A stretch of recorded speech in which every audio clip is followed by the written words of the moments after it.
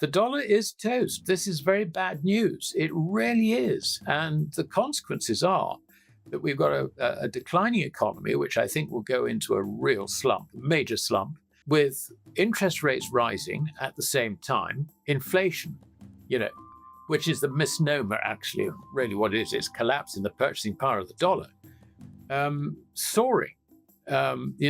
This is, it's not just a question of stagflation. This is the nastiest combination, really, of an economic and fiat currency collapse. It's the end of the fiat currency era. That's really what we're staring at. And if you look at the US, the expansion of credit has been very much into puffing up financial assets.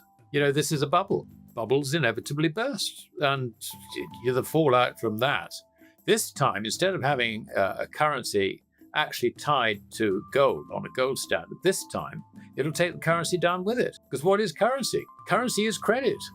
You can see the mechanics of it. Bond yields will rise. Call it a buyer's strike. That's what we called it in the 70s when we had these conditions. When you get rising bond yields, that drives down all financial assets. You get a real crisis developing. The Fed is now in a position where it's effectively set itself up, not just to be the lender of the last resort, but the rescuer of the whole shooting match. So you can see that contraction in the value, if you like, of credit in the private sector is going to be more than made up by the dilution of the dollar, by government authorities, including the Fed. So this is, it's the end of the fiat currency era. That's actually what we're approaching. And I don't say that lightly, and it shouldn't be taken lightly either. One of the things that's really going to kill the dollar, I think, in 2026 is, the developments we've seen recently with BRICS.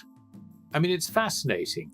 Apparently, Modi in India turned down, he refused to answer the telephone 4 times to President Trump when President Trump realized that he'd made a huge great mistake trying to sanction India for taking in and processing Russian oil.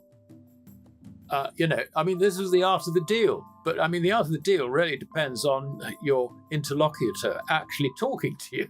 And Modi said, no, forget it. And next week, he was in Beijing, or not, but Tianjin, or whatever it was, the SCO conference, hugging and kissing with Putin and Xi. That said it all.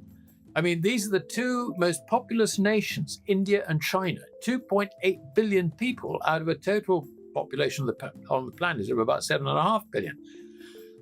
What we're looking at, you were saying that, sort of BRICS and SCO, we're looking at something like 40%. If you look at GDP in purchasing power parity terms, China is already a good 30% larger than the United States. Taking the whole thing, what we're seeing is China is tying up the majority of the world economy as its own market. It no longer cares about America. It no longer cares about Europe. We can ban them from here to hell and gone. It's not going to change anything. And the one piece in the jigsaw which is yet to really be put in place is the one which we can now see developing, and that is a yuan which doesn't share the fate of the dollar, the euro, sterling, and the yen. The yuan will go on a back. The way it's going, you can see quite clearly that they're modeling a new gold-backed currency based on the way in which Bretton Woods worked. In other words, it won't be for individuals, if you like, to exchange yuan for gold. It'll be at the government level, and it'll be international trade related.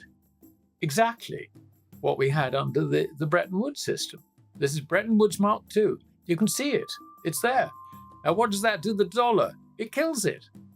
Because you've got the majority of the world, both in terms of population and GDP, no longer needing the dollar.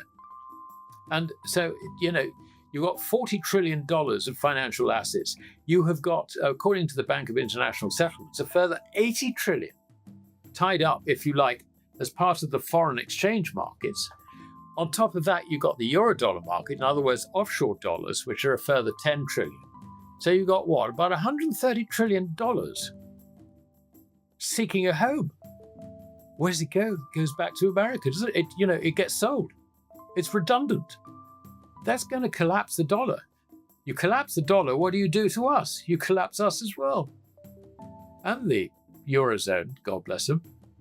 And also the yen. I mean, this is the challenge. Dealing with this is the challenge in 2026.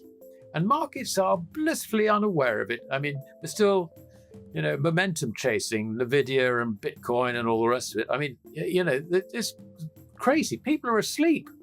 Wake up. Well, I think things happen in phases. I mean, the first thing we're seeing is a decline of the dollar.